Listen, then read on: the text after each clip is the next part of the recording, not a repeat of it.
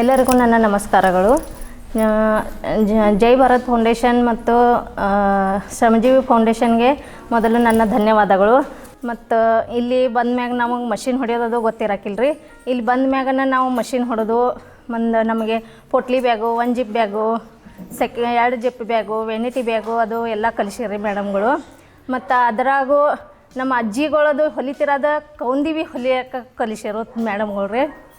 ಮತ್ತು ಬಾಸ್ಕೆಟು, ಮುಂದೆ ಡ್ರೆಸ್ಸು, ಅದು ಎಲ್ಲ ಥರದ ಡ್ರೆಸ್ಗಳು, ಕಾಲರ್ ಡ್ರೆಸ್ಸು, ಸಿಂಪಲ್ ಸಾದಾ ಡ್ರೆಸ್ಸು, ಸಾದಾ ಪ್ಯಾಂಟು ಅದನ್ನು ಎಲ್ಲ ಕಲಿಸಿರು ಮೇಡಮ್ಗಳು. ಆದರೂ ಜೈ ಭಾರತ್ ಫೌಂಡೇಶನ್ ಅಂಥೇಳಿ ನಮಗೆ ಗೊತ್ತಿರೋಕ್ಕಿಲ್ಲ, ನಾವು ಮನೆಯಿಂದ ಹೊರಗೆ ಬರೋಕ್ಕಿಲ್ಲ. ಆದರೂ ನಾವು ಈಗ ಜೈ ಭಾರತ್ ಫೌಂಡೇಶನ್ ಮಷಿನ್ ಅದು ಹೊಲಿಯೋಕೆ ಹಿಂಗೆ ತರಬೇತಿ ಕೊಡಕತ್ತಾರ.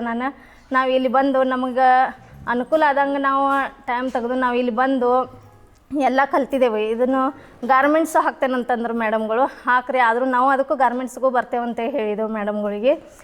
ಇಲ್ಲಿ ಬಂದು ನಾವು ಹೆಣ್ಮಕ್ಳು ಏನೂ ನಮಗೆ ಮಾಡೋಕೆ ಬರೋಕ್ಕಿಲ್ಲ, ನಮ್ಮ ಮಷಿನ್ ಹೊಡ್ಯೋಕೆ ಬರೋಕ್ಕಿಲ್ಲ ಅಂದ್ರೆ ನಮಗೆ ಇದೇನು ಬರೋದೇ ಇಲ್ಲ ಅಂಥೇಳಿ ನಾವು ತಿಳ್ಕೊಂಡಿದ್ದು. ಆದರೂ ಇಲ್ಲಿ ಮೇಡಮ್ಗಳು ಕಲಿಸಿದ ಮ್ಯಾಗ ನಾವು ಇದನ್ನು ಕಲಿತು ಮಷಿನ್ ಹೊಡ್ಯೋಕೆ ನಮಗೂ ಬರ್ತೈತಿ.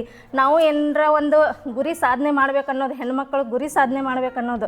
ಆದರೆ ಏನು ಮನೆಯಲ್ಲೇ ಬರೀ ಅಡುಗೆ ಮಾಡೋದು ಇದನ್ನು ಮಾಡೋದು ಅಂಥೇಳಿ ಮನ್ಯಾಗ ಕುಳಿತುಕೊಳ್ಳದೆ ಹೊರಗೆ ಬಂದು ನಾವು ದುಡಿಬಹುದು ಅಂಥೇಳಿ ನಾವು ಹೆಣ್ಮಕ್ಳು ಛಲ ತೊಟ್ಟು ನಾವು ಹೆಣ್ಮಕ್ಳು ಮಾಡಿ ತೋರಿಸ್ಬಹುದು. ಹಂಗೆ ನಮಗೆ ಧೈರ್ಯ ತಂದು ನಮಗೊಂದು ಗುರಿ ಸಾಧನೆ ಮಾಡೋಕ್ಕೂ ಮೇಡಮ್ಗಳು ನಮಗೆ ಸಹಾಯ ಮಾಡಿದ್ದಾರೆ.